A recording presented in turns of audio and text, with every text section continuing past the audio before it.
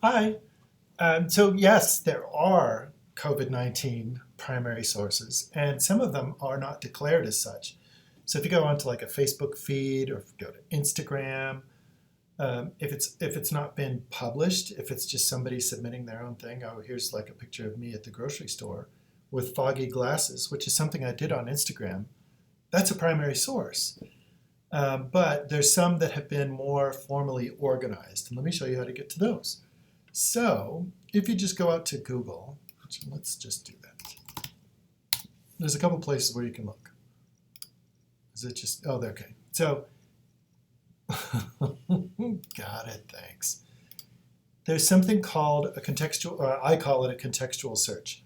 We know that primary sources can be a diary, an oral history, an interview, things like that. You might find stuff on YouTube as well. But if you type out the context of what you're looking for, so oral history, whatever your context, so you could do diary, oral history, whatever. If you put a colon there and then search for some relevant keyword or keywords, COVID-19 pandemic, what it's going to look for is it's going to look for COVID-19 pandemic, but it's only going to look in things that declare themselves as oral histories. I mean, that's the theory anyway. And so what we'll have here is universities are putting together archives and they're like gathering voices of students. The Marriott Library has done that as well, and you can see that on the first floor of the library. If you want to just come into the first floor, it's a display right next to the elevator where people's voices are there, written down and things like that. So Columbia University, there's oral histories from the Library of Congress, and so on and so forth. So you could do that with, the context could be diary, COVID-19, that's a primary source. People are covering diaries. Like a blog might be. But let me show you some more formalized ones. DPLA is the Digital Public Library of America. And here, if you type in COVID-19, it's going to be searching through those initiatives done by libraries and universities and archives and things like that. But you're going to get a bunch of junk. So here's some things. This is like a publication of a poster that's hung up in places where you can see what are the symptoms.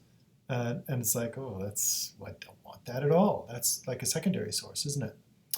So if you go under type right here, you can, or maybe it's subject. Oh, maybe it's under subject, sorry. I was trying to be so cool and like show you everything. But this proof you have to fish around for things like this. But scroll down and you'll start to see the things you're looking for. So personal narratives, that's really great. Personal narratives is going to be things like diaries and oral histories. Let's see if we find any other stuff. Oh, cool, Utah Valley University. Demonstrations, protests, face masks. Looks like personal narratives is the way to go. And there's only 534 for you to pick from.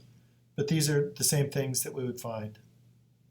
Here's a journal entry of somebody experiencing something at Grand Valley State University. Let's look at it. I'm trying to think, what would I have written? Probably of like, I'm so bored of Netflix. Yeah, look at that. I could never imagine I would finish college online. If we felt comfortable with our internships, we could go. These are primary sources. This is the voice of somebody who is experiencing that first person. They're there, they're interacting with it. And it's cool with the pandemic because just about everybody is. How do you cite something like this? They're going to give you some metadata. So there's like a date of publication, the source where it's from, the author, but it's not going to give you all the metadata. So I would say give it your best shot and record as many things as you can. You could call this a letter or you could call it a journal.